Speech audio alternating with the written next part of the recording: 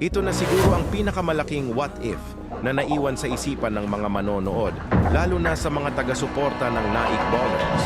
Ang pagkawala ng tinaguriang Mamaw PG ng Naik na si John Ray Galarpe matapos ma-injure sa unang bahagi ng third quarter ng do-or-die Game 3 ng CBL Season 4 Finals. Sa oras na iyon, kontrolado pa ng Naik ang laban.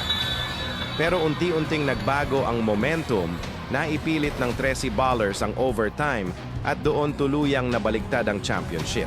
Pero sino nga ba ang Mamaw PG ng Naik?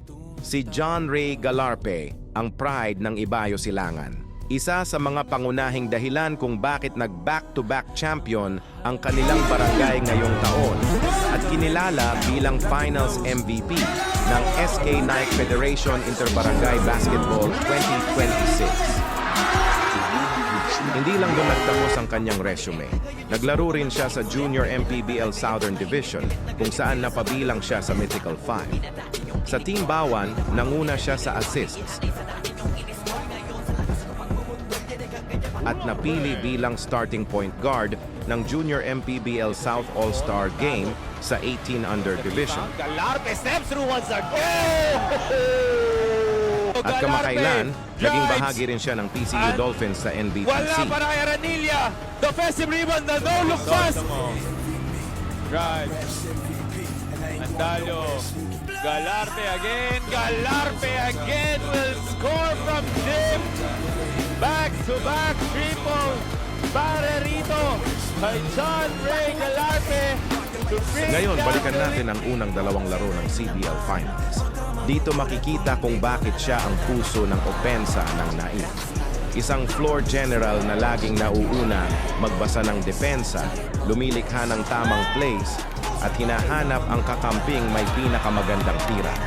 Pero hindi lang siya playmaker, isa rin siyang matinding defender na kayang mang-pressure, mang-agaw ng bola sa pinakaimportanteng sandali at magbigay ng puntos kapag kailangan.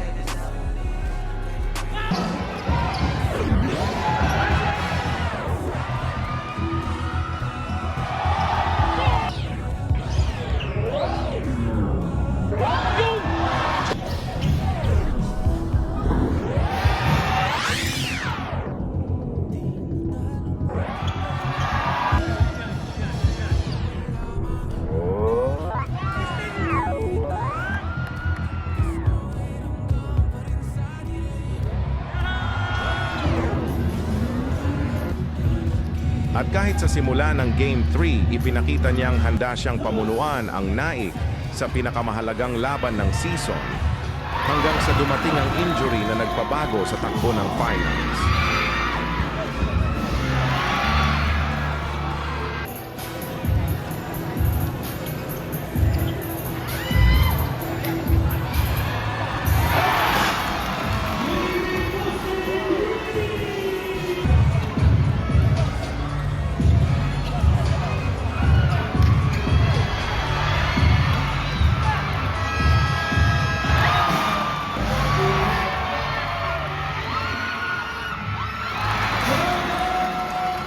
Hindi na natin malalaman ang sagot sa what if. Pero kung may isang bagay na sigurado, hindi isang injury o isang talo ang mag-redefine sa career ni John Ray Galarpe. Because players like him don't stop at one chapter. And when the next opportunity comes, expect the Mamaw PG to be ready once again.